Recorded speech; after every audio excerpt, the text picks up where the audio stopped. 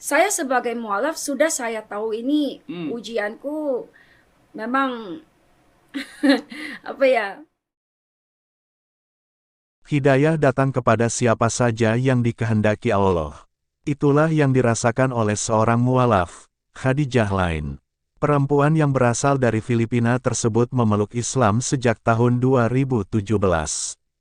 Waktu itu, dirinya tinggal di Indonesia karena urusan bisnis. Pada mulanya, kesehariannya di Bali tampak berlangsung baik-baik saja. Semua berjalan seperti rencana, bahkan, bisnisnya mulai memperoleh omset yang terus meningkat dari waktu ke waktu. Akan tetapi, wanita ini kemudian ditipu rekan kerja. Padahal, sudah cukup banyak dana diamanahkan kepada mitranya tersebut. Kejadian itu sangat membuatnya syok. Malahan, ia sempat jatuh dalam situasi psikologis depresi. Saat itu, saya merasa depresi, tertekan. Apalagi, karena saya sendirian di Indonesia, tanpa ada keluarga, rekan bisnis yang tadinya saya percayai justru meninggalkan dan menipu saya, tutur Khadijah. Pada puncaknya, perasaan tertekan itu sampai-sampai membuatnya terpikir untuk mengakhiri hidup. Suatu hari, niat untuk bunuh diri sudah mengkristal dalam benaknya, nyaris saja nyawanya melayang.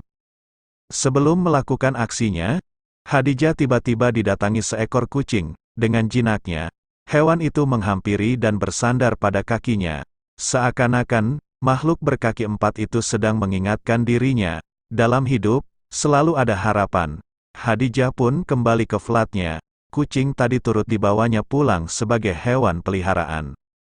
Ketika saya sudah memeluk Islam, baru saya tahu bahwa kucing itu hewan kesayangan Nabi Muhammad. Saya membaca kisah bagaimana Nabi membiarkan kucing yang sedang tertidur di pakaiannya. Beliau tidak pernah mengganggunya, ujar wanita 40 tahun itu. Beberapa pekan kemudian, pikirannya mulai tenang. Saat itu, ia bertekad untuk bangkit dari keterpurukan. Mungkin sebagian besar uangnya sudah ludes, tetapi selama semangat masih ada, itu sudah menjadi modal yang sangat berharga. Ia memutuskan untuk terus berjuang. Karena itu, dirinya tetap bertahan di Indonesia, tidak kembali ke Filipina. Khadijah mengenang. Periode tersebut merupakan masa yang cukup sulit baginya. Karena itu, kebaikan yang diperoleh dari orang-orang sekitarnya, termasuk mereka yang tak dikenal, menjadi begitu berkesan. Apalagi, dirinya tinggal jauh dari keluarga di tanah airnya. Suatu hari, ketika sedang menunggu bus di Denpasar, seseorang yang tak dikenalnya menyapa ramah. Keduanya lalu bertegur sapa, dan lanjut dengan mengobrol. Sampai akhirnya perempuan kenalan barunya ini menceritakan, bisnis di Bali memang kurang begitu prospektif kecuali yang menyasar sektor pariwisata. Khadijah pun disarankan untuk pergi ke Jakarta bila ingin mendapatkan peluang lebih dari bisnis yang ditekuninya itu. Sebelum berpisah, orang ini sempat memberikan uang sebesar Rp500.000 kepadanya. Bagi Khadijah, pertemuan yang tak disangka-sangka itu adalah bagian dari rencana Allah. Sebab, belakangan baru diketahuinya bahwa inilah jalan untuk menggapai hidayah ilahi.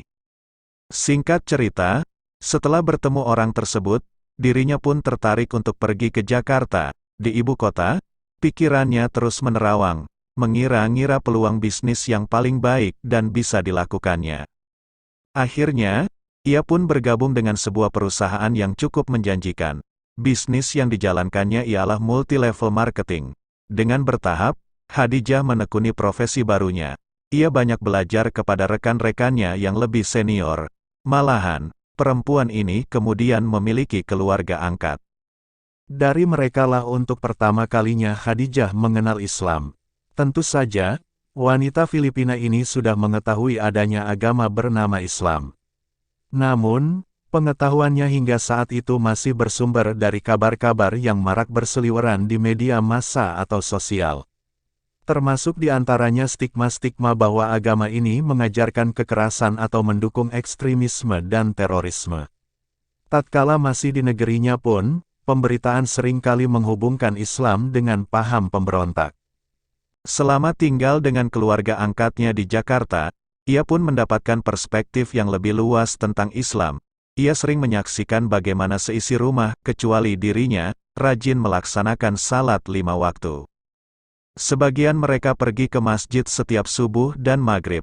Lebih khusus lagi, ketika hari Jumat tiba, berbondong-bondong para pria, termasuk anak-anak, berangkat ke masjid untuk mengikuti salat berjamaah. Di lingkungan tempat kerjanya, Khadijah pun mulai memiliki banyak kawan yang muslim.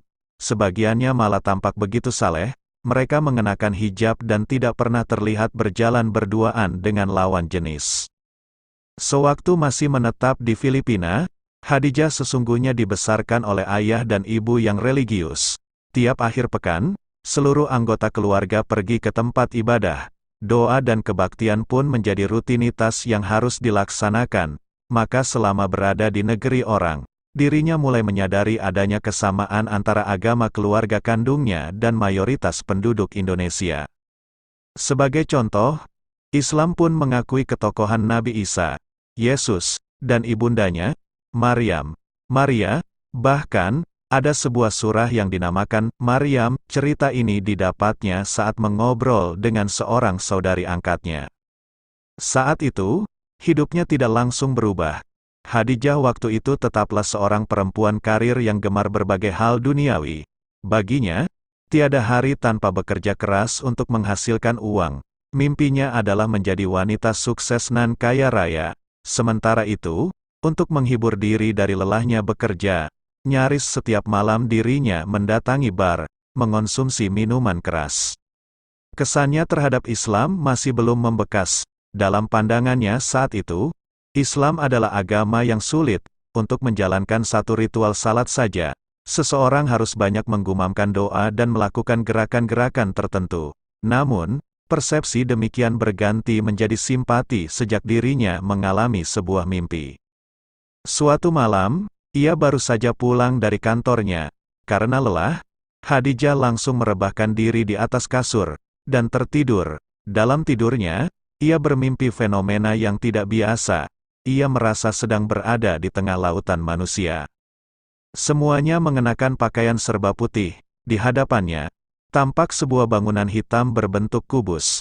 Meskipun tampak begitu sederhana, entah mengapa bangunan tersebut seperti memancarkan kedamaian. Saya bermimpi sedang ruku di tengah manusia, semuanya berbaju putih. Ketika saya ceritakan mimpi itu kepada teman, saya disebutnya sedang berhaji di Makkah, katanya. Sejak hari itu, Khadijah mulai serius mempelajari Islam.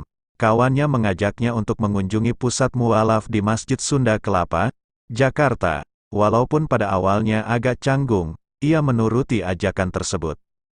Ternyata, nuansa tempat ibadah kaum muslimin tidak seperti yang disangkanya. Jamaah tidak mengusirnya karena perbedaan agama. Justru, mereka menerimanya dengan ramah. Dari hari ke hari, hubungannya semakin akrab dengan kawan-kawan organisasi mualaf di Masjid Sunda Kelapa. Tak terasa, bulan suci Ramadan tiba. Masjid ini kian semarak oleh berbagai program kajian keagamaan. Khadijah saat itu belum memeluk Islam, tetapi ingin menghadiri pengajian di sana. Panitia tidak berkeberatan sama sekali, dan malah senang menyambutnya. Secara bertahap, ia mulai belajar lebih detail lagi tentang aspek-aspek Islam, seperti ibadah salat, puasa, dan lain-lain. Berbagai momen yang dijalaninya selama Ramadan di masjid itu sangat mengesankannya. Hatinya seperti terpanggil oleh kerinduan untuk menerima agama ini seutuhnya. Tepat pada tanggal 6 Juli tahun 2017, Khadijah mengambil keputusan terbesar dalam hidupnya, memeluk Islam. Ikrar syahadat diucapkannya di Masjid Sunda Kelapa. Pada malam Jumat itu, dengan bimbingan seorang kiai akhirnya dirinya resmi menjadi muslimah. Sungguh malam yang syahdu dan mengharukan, air mata seperti tak henti membasahi pipinya. Prosesi ini disaksikan para pengurus takmir, jamaah, dan juga kawan-kawan. Setelah menjadi muslim, Khadijah memahami bahwa hidupnya kini lebih terarah. Dia memahami tujuan dan untuk apa dirinya hidup. Dahulu, ia mengaku sangat emosional, egosentris, terlalu yakin pada kemampuan sendiri. Padahal, Allah Maha Kuasa atas segala sesuatu. Yang dapat dilakukan manusia adalah berikhtiar dan mengharapkan kebaikan dari rencananya. Mengenal Islam membuat saya lebih kuat. Saya selalu bersyukur bahwa kini saya menjadi mualaf, kata wanita yang kini bekerja sebagai guru les bahasa Inggris itu. Setelah menjadi Muslim, ia memilih nama baru, Khadijah. Itu dipilihnya karena merujuk pada istri pertama Nabi Muhammad, Khadijah binti Khuwailid. Selain itu, diputuskannya untuk tetap tinggal di Indonesia. Tak lama setelah berislam, ia pun memutuskan untuk konsisten berhijab. Diakuinya, pakaian yang menutup aurat membuatnya semakin tenang. Tidak ada lagi pria-pria usil yang melecehkannya secara verbal, semisal, ketika sedang berjalan di gedung perkantoran. Doakan saya saat ini sedang belajar memakai cadar, meski belum rutin, ujarnya. Kemampuan Ya. untuk internasional. Gitu. Oke. Especially Ya.